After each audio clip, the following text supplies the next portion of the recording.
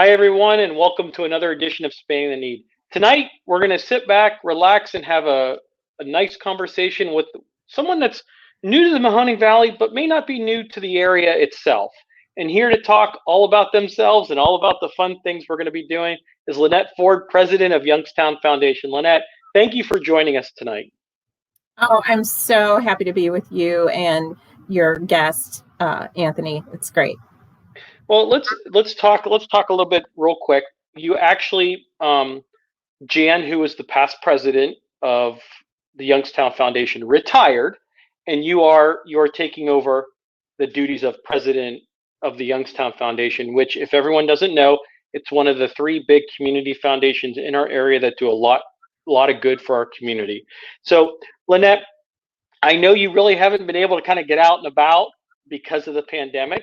Talk a little bit about your background, where you come from, and kind of your journey to nonprofits.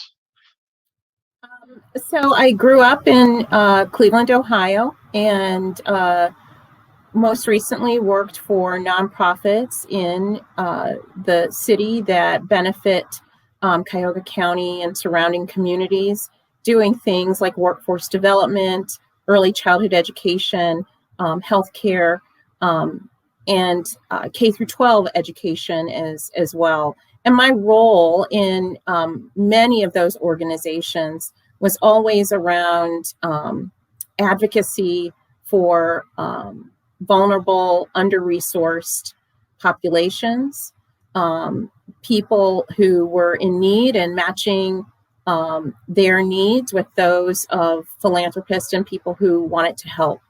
And so as a fundraiser, as an advocate, while I wasn't on the front line, I certainly took a lot of time to understand, experience, and grow to learn about nonprofit work and what it takes to help those nonprofits gain access to foundation dollars, corporate dollars, and individual philanthropy dollars. But my biggest area was really around collaborating with government, which has the largest amount of funds to be able to make a difference in the lives of under-resourced populations. So now the Youngstown Foundation position opens up, and you interview, you apply, and now you're in a very great role in our community, which Youngstown Foundation is a very stable foundation, as well as it generates a lot of economic funds to nonprofits, to communities in general. What did Youngstown Foundation really make you really look at? Like, hey, that looks like a great opportunity. Yeah, I think being on the side where I was always interacting with foundations across the state in a manner where I had to work really hard to convince them of needs, community needs.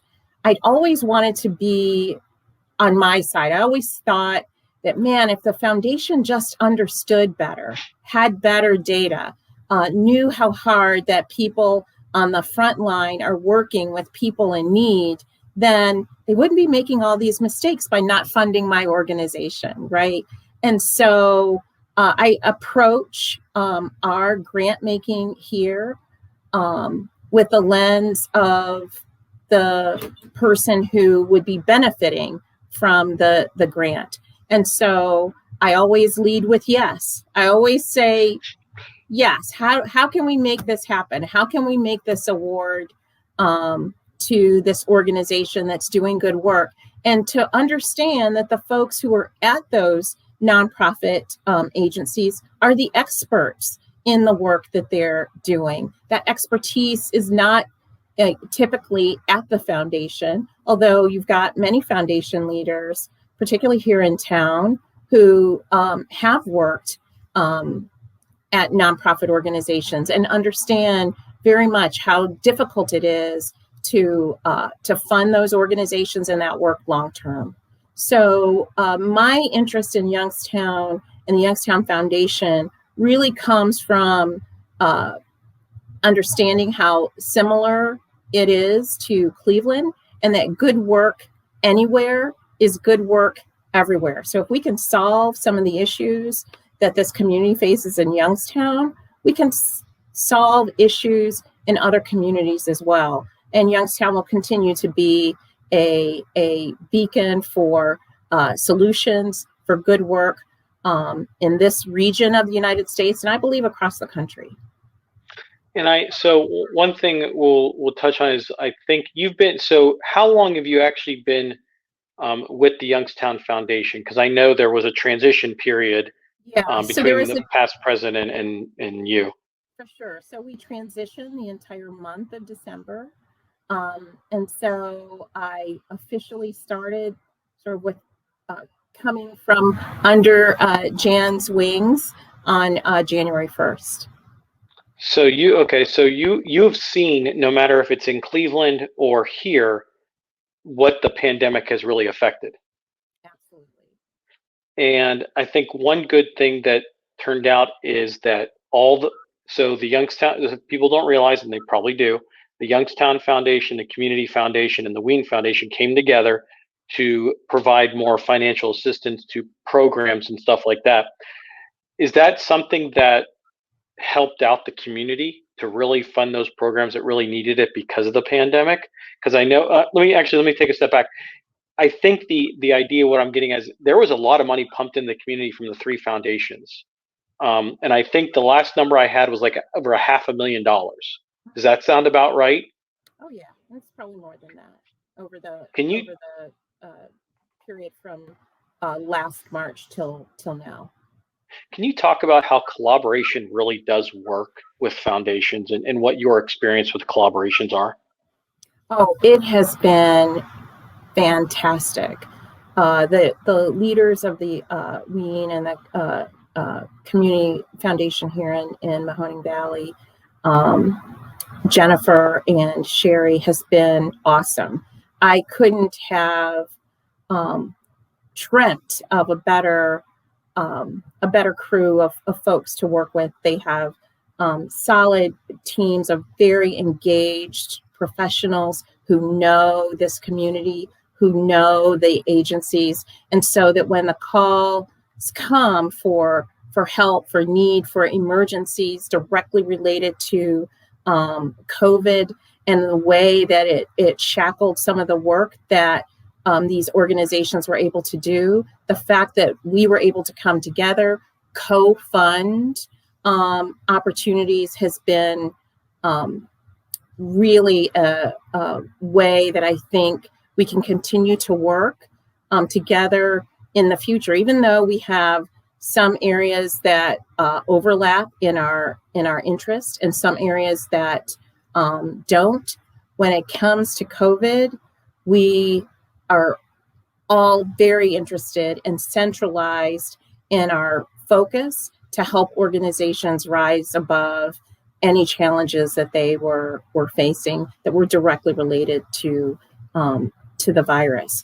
So that the definition of collaboration is three organizations who essentially do very much the same work, and that had been doing it separately for the same community, work together in a time of crisis to make grant making easier for this community with one application.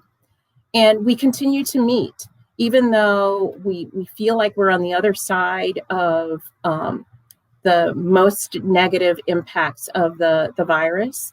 And certainly with the numbers going down in this region, we continue to meet to try to find ways and organizations and projects and issues that are deserving of the singular focus of the three foundations.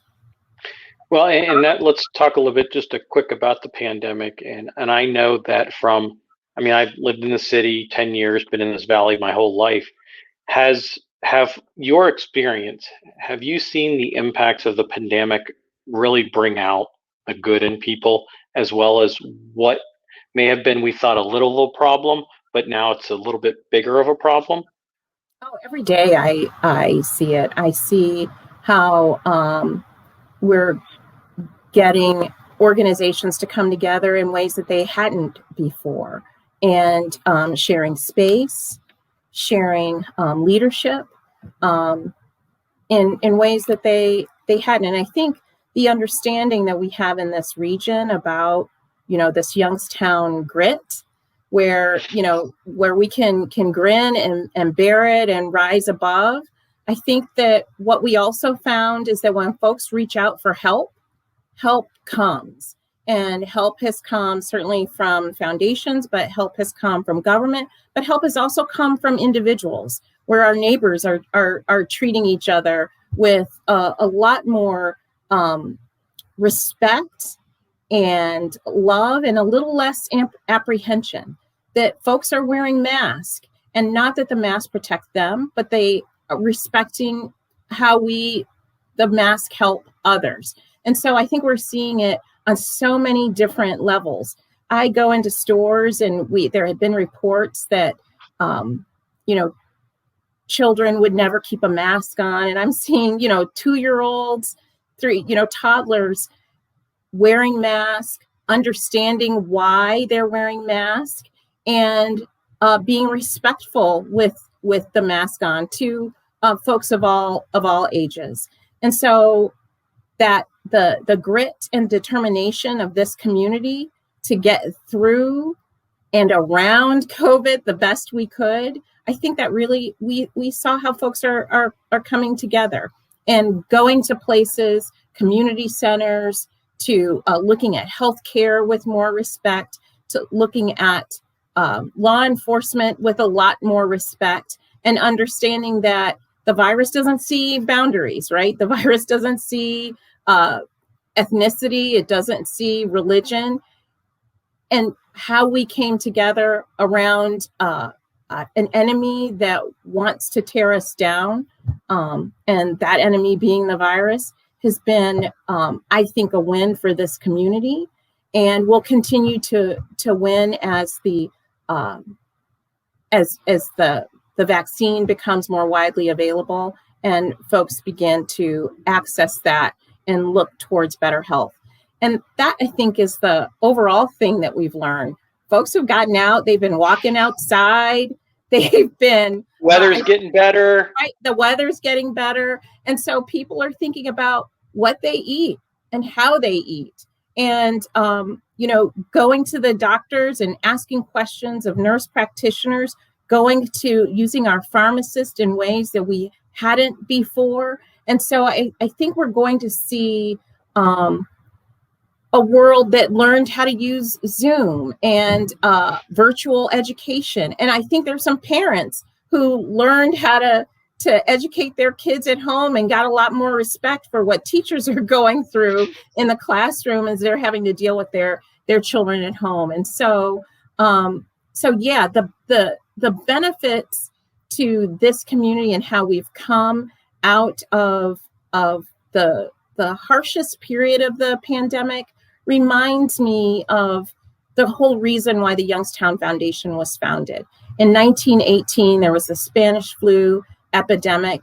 This community came together and started the Youngstown Foundation to say, hey, we never want to deal with this again. And if we do, this foundation, the Youngstown Foundation, will be here for the Valley to move us through it and to move us forward as a community. And I was going to mention that, but you brought that up, that the actual Youngstown Foundation was formed back during the Spanish flu. And I don't think people realize that because of that, that's why the Youngstown Foundation and how it was formed, was because of the pandemic back 100 years ago, a little over 100 years ago. Absolutely.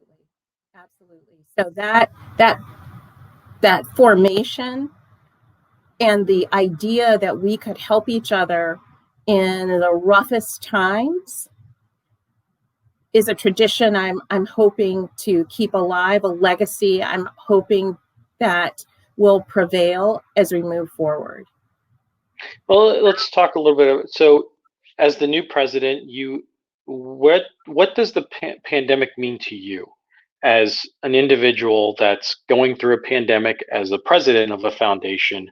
What do you just personally, how does it affect you? Oh, sure. I've had the pandemic personally has touched friends and family members very close to me. And from the very beginning, we took this very seriously. Um, the man I've been married to feels like my whole life, works in healthcare.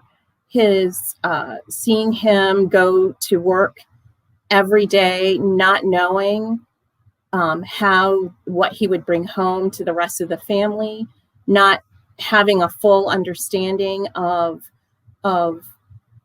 what the virus was, and we were all learning it together over the course of last year and even now with the vaccines.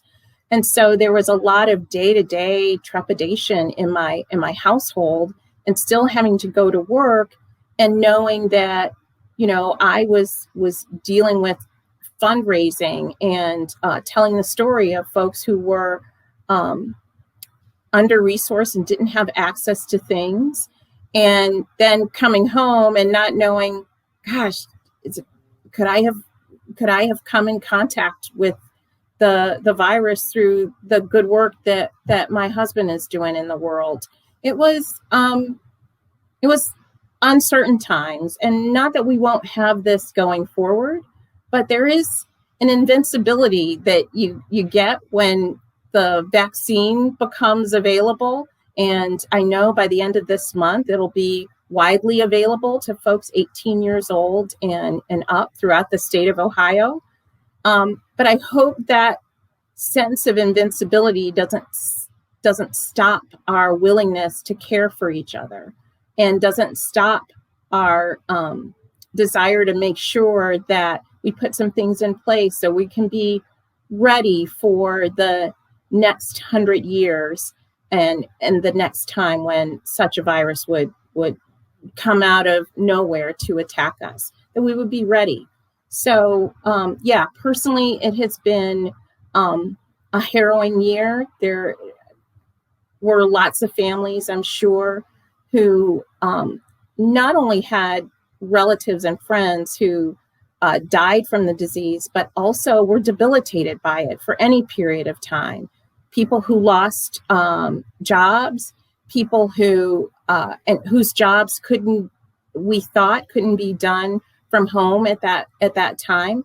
I certainly am worried about how our young people will recover from the educational process that they were not able to participate in, not having expert teachers with them every day for the number of hours that they were used to.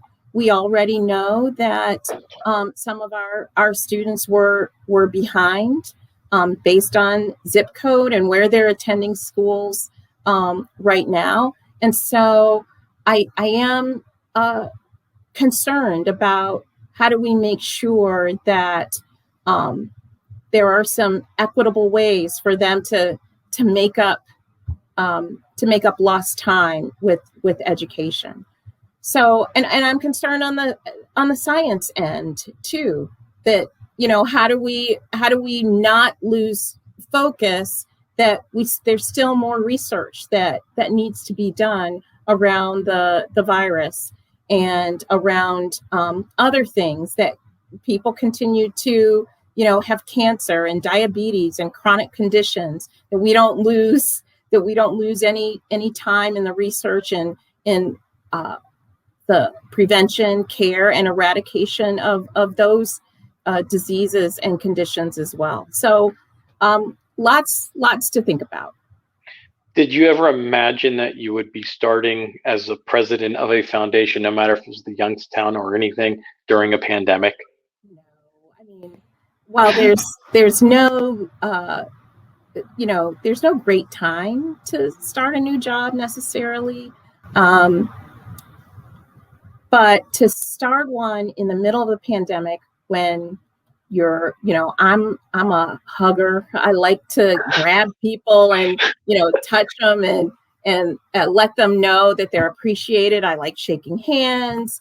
I love to eat. Anybody who, right? And I love eating around other people. And so I think so many of us couldn't get that kind of connection that we needed. And so we suffered, and our behavioral health suffered in ways that it probably couldn't before. And I'm telling you, a great meal tastes better when you get to enjoy it with folks that you love and care about.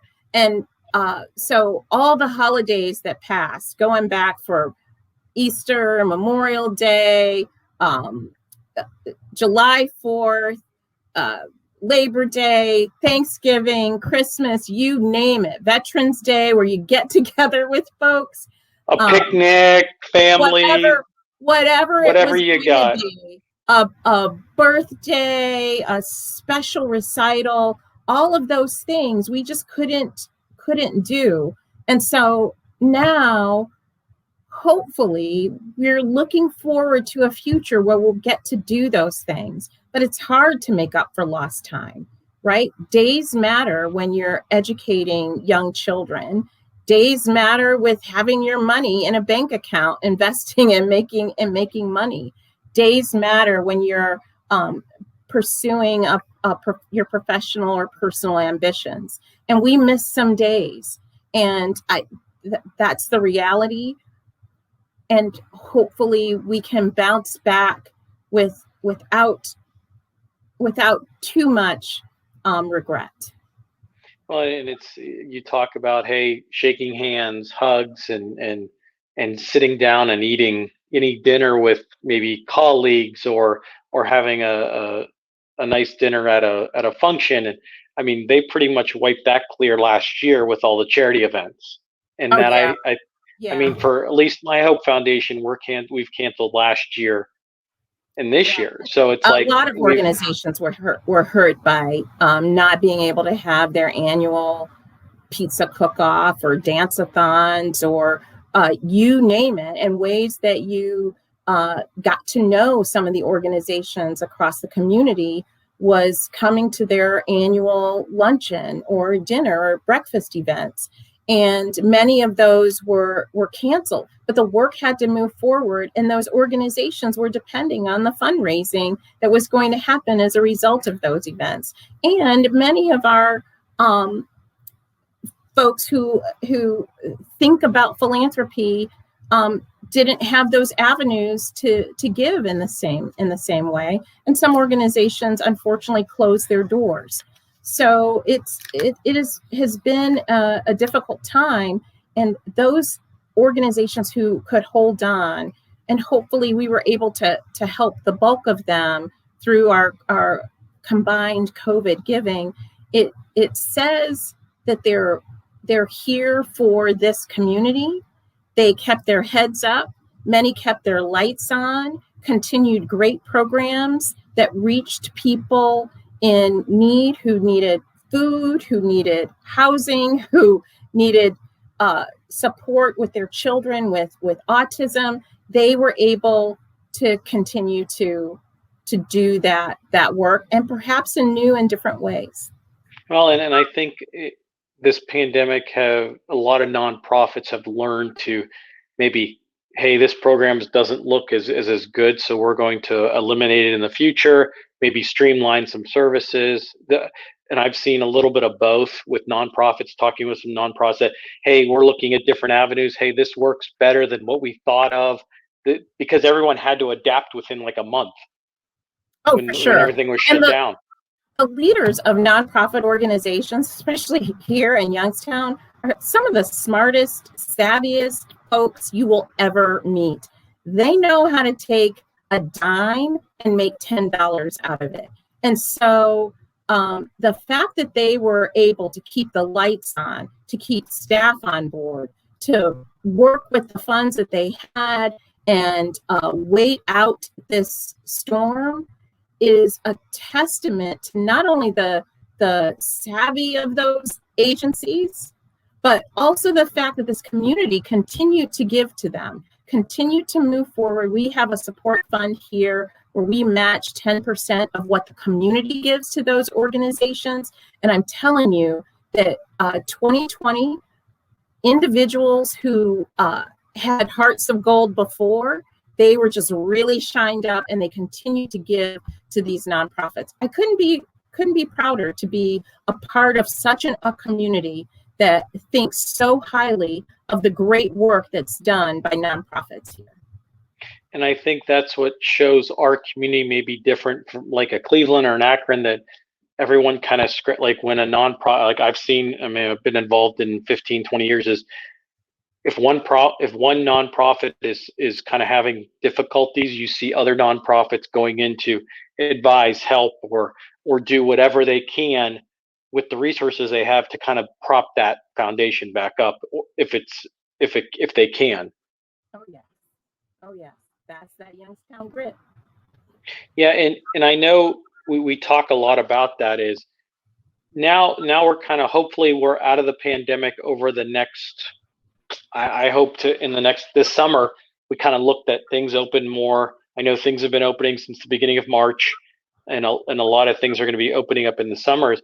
What kind of thoughts do you have about moving forward with the foundation, with nonprofits in general in the community, that you look at as, you know what, we're going to either concentrate on this, or we're looking at options? What does that look like for kind of the future of the Youngstown Foundation, as well as, if people don't realize, the Youngstown Foundation is one of those 3 foundations that are a leader in nonprofits in the community? So the focus of the foundation in the coming months is really going to be around what COVID left in its,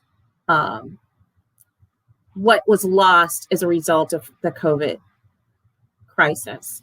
So, for example, time was lost in classrooms, time was lost in jobs, and time was lost in college classrooms as well. And so in looking forward, we want to make sure that economic development is central to what we do, and that we try to measure the impact of our dollars uniquely, that we can't fund the same things that government funds, right?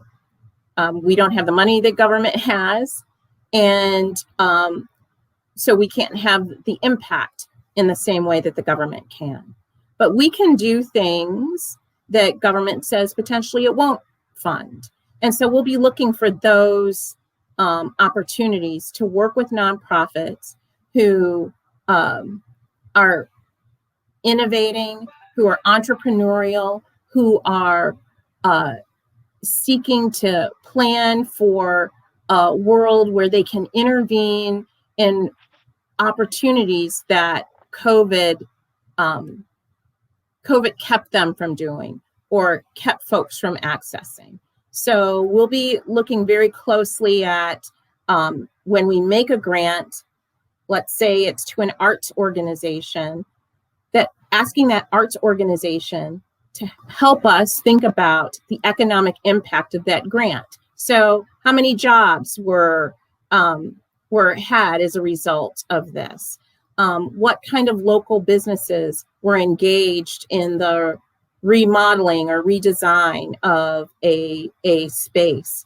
Did you get bids from local contractors for this? Because our money multiplies, right, when it's used not only for local nonprofits, but those nonprofits are hiring local businesses to do some of that work. And even if it's a program grant, for us to look at what's the economic impact, what's the return on investment for that.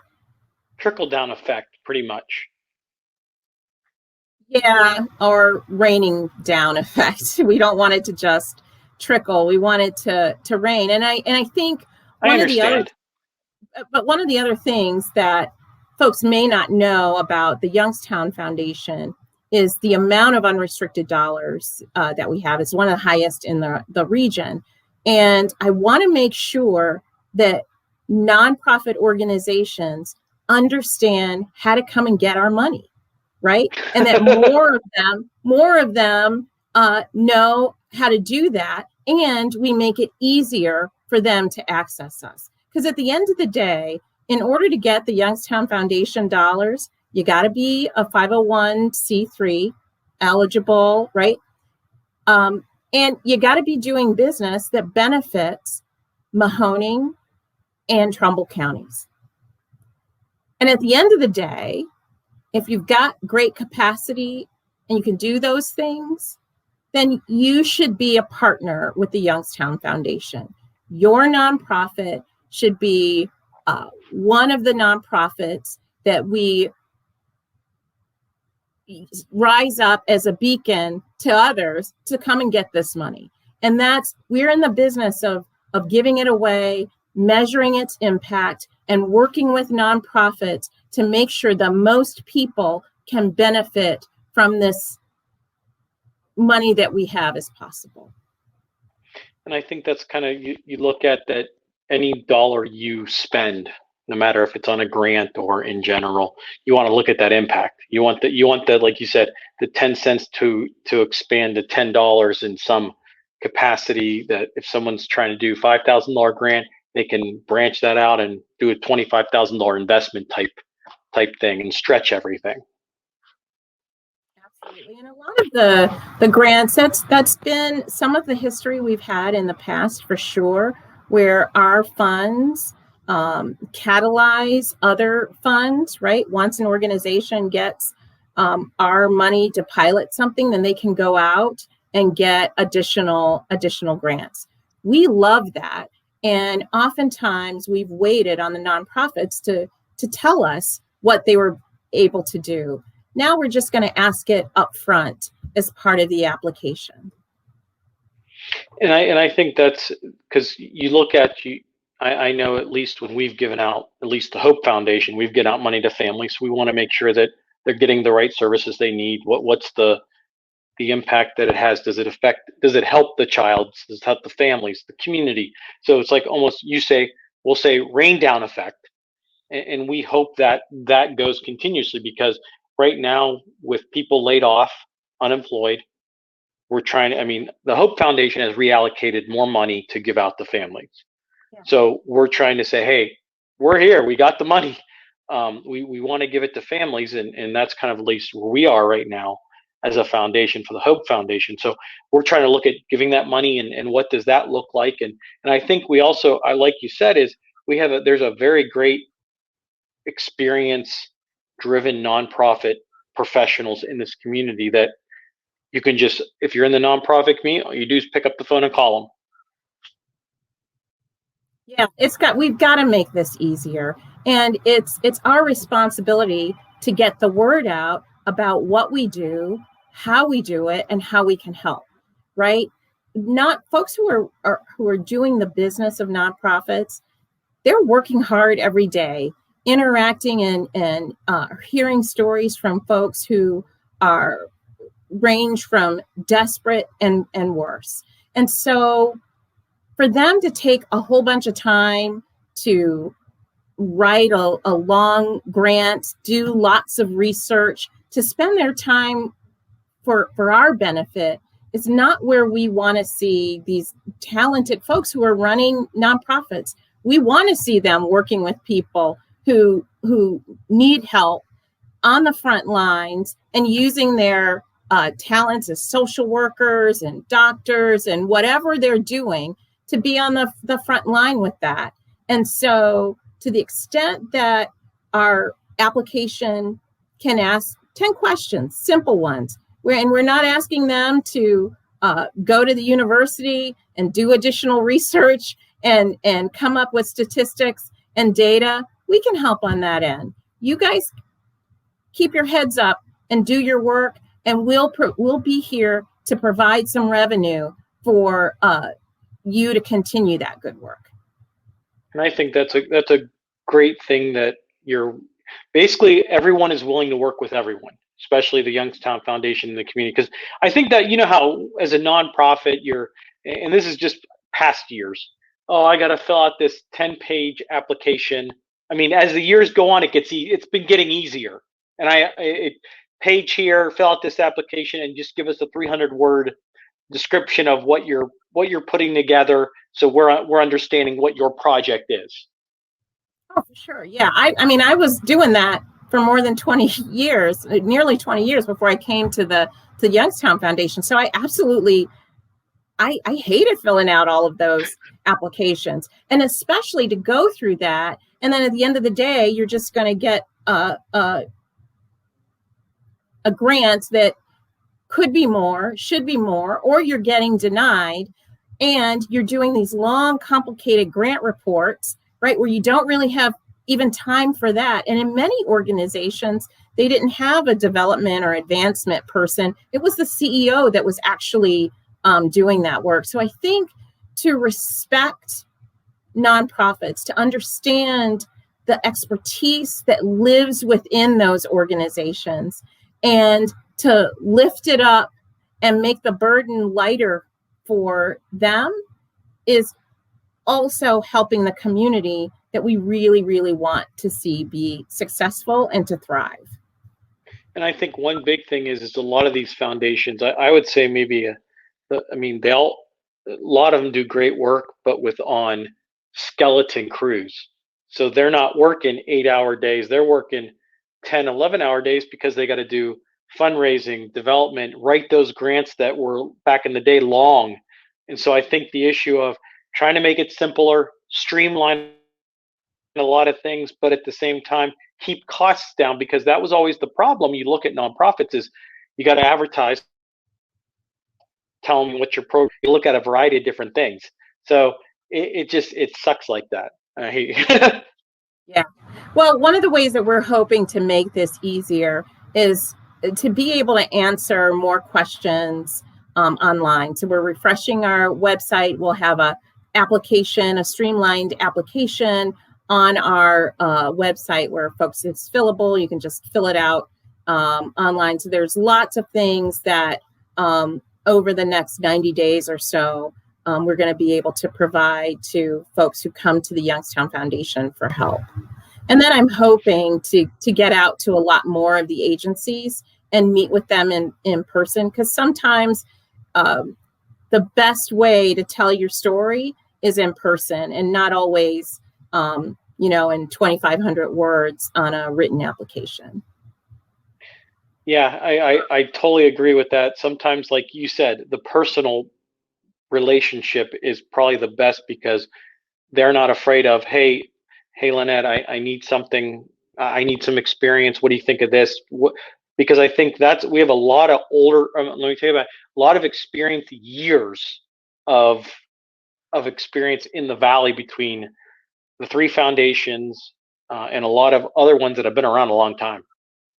Oh yeah, for sure. And look, I'm learning from them. I'm learning from them too. And so we're going to start doing some things as well to bring that knowledge together in what I'm calling some lunch and learns. We're working and thinking about the convening and forums and bringing folks together and sharing ideas and ways to for nonprofits to come together with some of their work, because we're seeing it as I'm looking over applications. There's so many different collaboration potential that I see, that sometimes when the folks who are doing the work every day, it's harder to look outside of your own agency and to see that, wow, if I worked with this one, it would cost me less.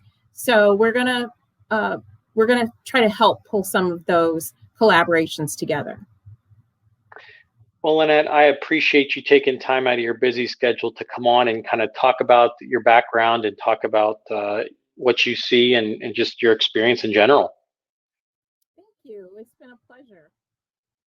Well, at the end of each show, I like to have a little fun with my guests, if you're interested. I like fun. So I'm going to ask you some questions. The answer can be personal or professional. There's really no right or wrong answer. Okay. So best experience. Oh, my best experience. Um, These are harder questions than the other these ones, are aren't they? really, these are really hard. Best experience ever. Well, it was the first time I went for a bike ride in the Cuyahoga Valley National Park, and I am not the most physically fit person, but I noticed that I was being passed by little kids and many senior citizens on their bikes, sort of whooshing by me. And so since that time, it's made me inspired me to want to ride my bike more, get outside more, and go a little faster. And so I think from my paltry performance out in the in the valley, it's made me want to be better, do better, be a better example to others. So I think that's been a good experience for me. Well, you got one heck of a park just down the street from you, Mill Creek Park, to ride your bike anywhere you want. Absolutely. Best best memory.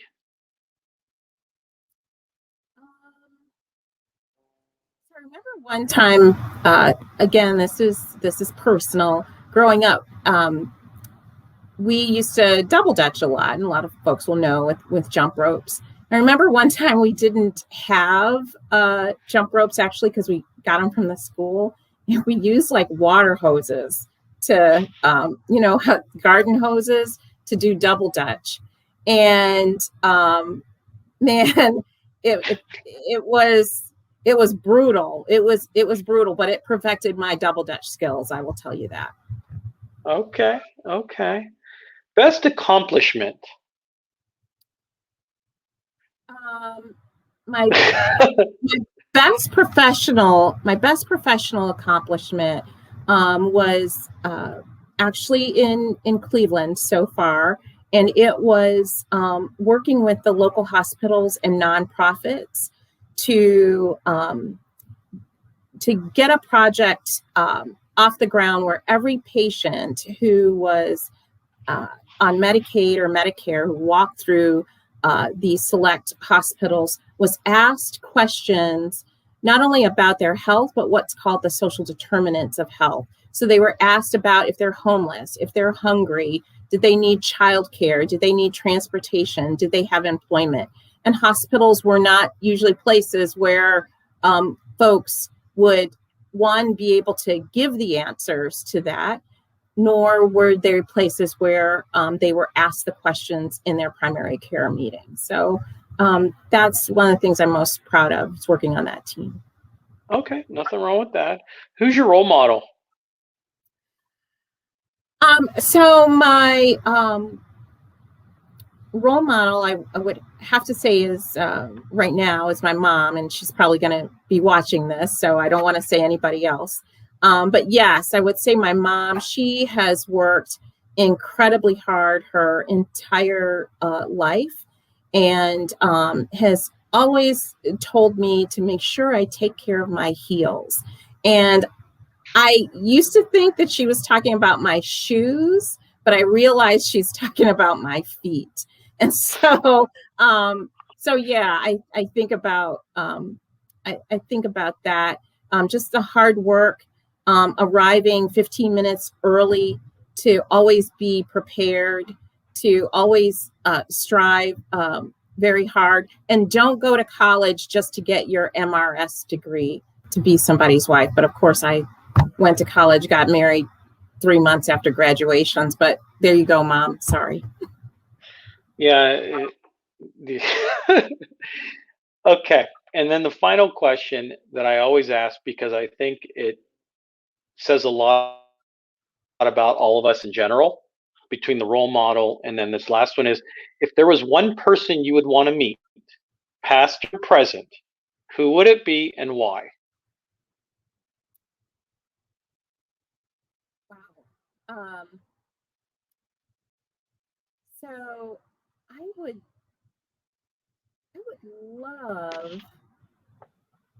love to have met Princess Diana. Okay. I have this fascination with British royalty, and also a fascination with outsiders.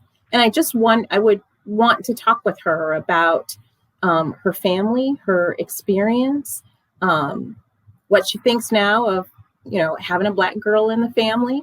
I would have loved to have met her from the distance. You see the class and the facade and the beauty, and would have loved to get to know the woman that she was inside, to rise above and to have gotten out of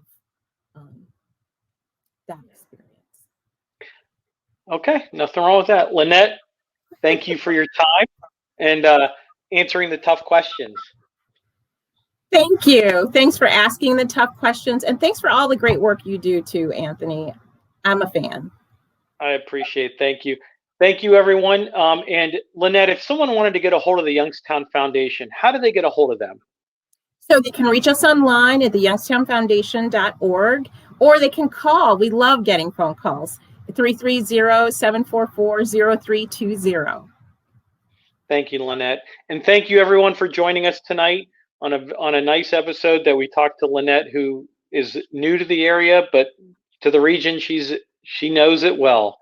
So we wish you the best in your endeavors at the Youngstown Foundation, Lynette. Thanks, Anthony. Everyone, if you want to see more interviews or podcasts, please go to anthonyvspano.com. Stay safe, and God bless everyone.